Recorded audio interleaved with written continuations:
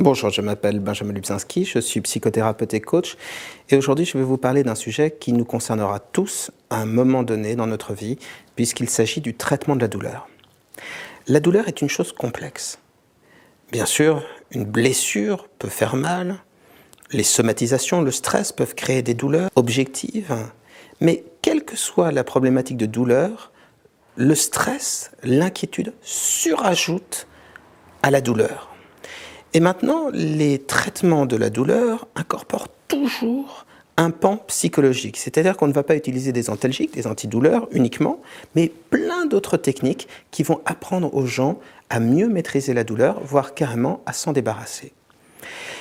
Les soins palliatifs, par exemple, utilisent la sophrologie, utilisent l'hypnose, utilisent les techniques de relaxation, des techniques d'expression aussi, qui permettent de diminuer d'une manière considérable la douleur. Donc quand on traite ce genre de problématique, c'est important à la fois d'avoir une approche médicamenteuse et en même temps une approche psychologique.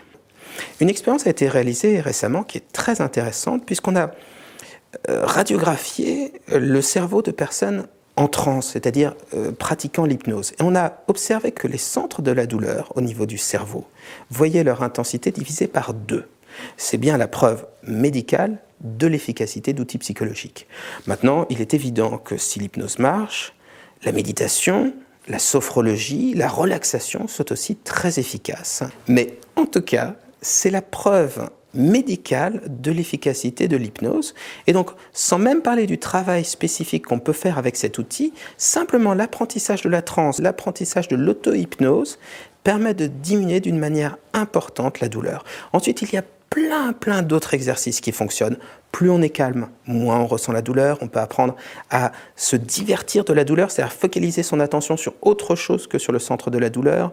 On peut apprendre avec la respiration à diminuer son intensité. Il y a énormément de choses à faire. C'est un sujet très complexe, donc c'est important lorsque vous consultez de voir quelqu'un qui est vraiment spécialisé dans ce genre de traitement et qui a des moyens concret et efficace d'action. L'hypnose en fait partie, la sophrologie, la méditation fonctionne bien, les exercices de relaxation d'une manière générale. En tout cas, n'ayez pas une sorte de fatalisme vis-à-vis de la douleur. Quel que soit votre type de douleur, dites-vous qu'il est tout à fait possible d'améliorer la situation. L'important, c'est évidemment, quelle que soit la douleur, dans un premier temps, de consulter un médecin pour voir son origine, son sens, parce qu'il ne faut pas supprimer le message de la douleur s'il y a un réel problème médical derrière.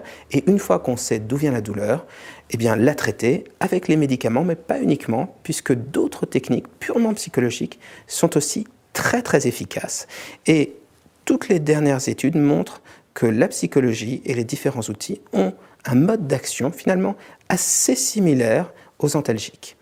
Si vous voulez des informations, des articles, des vidéos traitant de ce sujet, vous avez le site psy-coach.fr. Vous trouverez également le nom de spécialistes de la douleur.